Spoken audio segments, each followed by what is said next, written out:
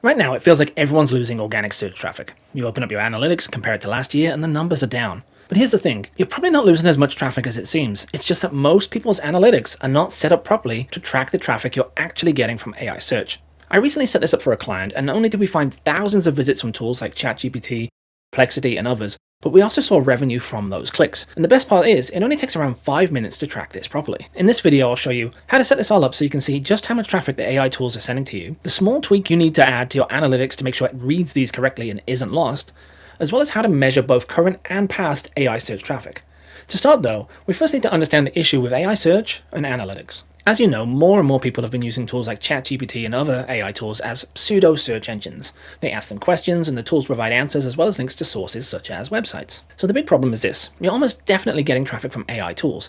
However, it's not being recorded as organic traffic in GA4. In fact, it's probably hidden in your referral traffic, which is kind of correct because it is traffic that's being referred from elsewhere, which is the definition of referral traffic. However, it's only being referred because people are organically searching for that topic inside of those tools.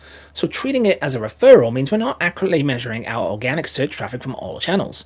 Not only that, but referral traffic is notoriously poorly presented in GA and doesn't always share the exact sources unless, of course, you add filters to it, which is exactly what we're going to do now. So step one, we're going to make sure we can measure the AI search traffic. Start off by opening up your Google Analytics and then click on the admin cogwheel in the bottom left corner. This will open up the general admin tab.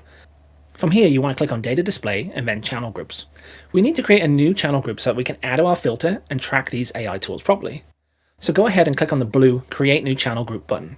This will open up a new window. We can ignore most of the stuff on there for now. We just need to click on the Add New Channel button first. This will then let us customize this new channel, so start off by giving it a name. I recommend something like AI Tools List. This is because the filter we're going to give it will cover more than just ChatGPT or Perplexity.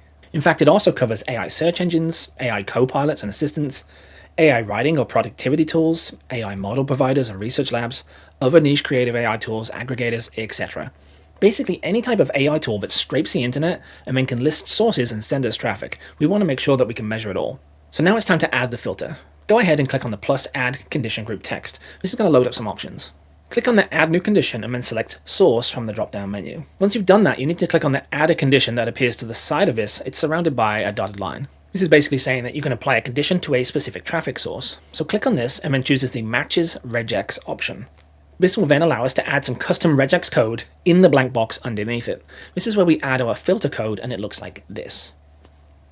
Now, obviously this is a fairly large script and I update it when new tools and things come on the market. Rather than you having to pause the video and write this out manually, if you click the link below, I'll email you the latest version. So once you have that, all you need to do is simply copy and paste it across into that box and then hit apply. You'll notice that the code text kind of bleeds outside the box, but don't worry about it. All you need to do is click the Save Channel button in the top right.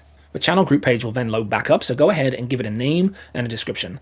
Then once you've done that, don't go anywhere because there's a super important step we need to take to make sure this filter works properly. If you scroll down the page, you'll notice that your new channel is created at the very bottom option. We want this to be above referral traffic so that it shows up correctly in reports. So scroll back up and on the right hand side, you'll see a reorder button. Click that and you'll notice that all the channels now have these 6 gray dots next to them. You can then click on your new channel and drag it up above referrals. Once you've done that, scroll back up and click on the apply button. If you miss this, you'll have to start over from scratch, so make sure you save. Give it a few seconds and don't click anywhere else. You'll know it's saved when the page reloads and you see it as an option in your channel groups like so. So now that this filter is in place, let's set up a quick report so we can see how much traffic this is actually driving to our site. So go ahead and click on reports from the sidebar menu and then engagement and landing page. This will then load up the basic report for all landing page traffic. We want to create our own custom option, but the easiest way to do this is to simply customize the current report and then save it.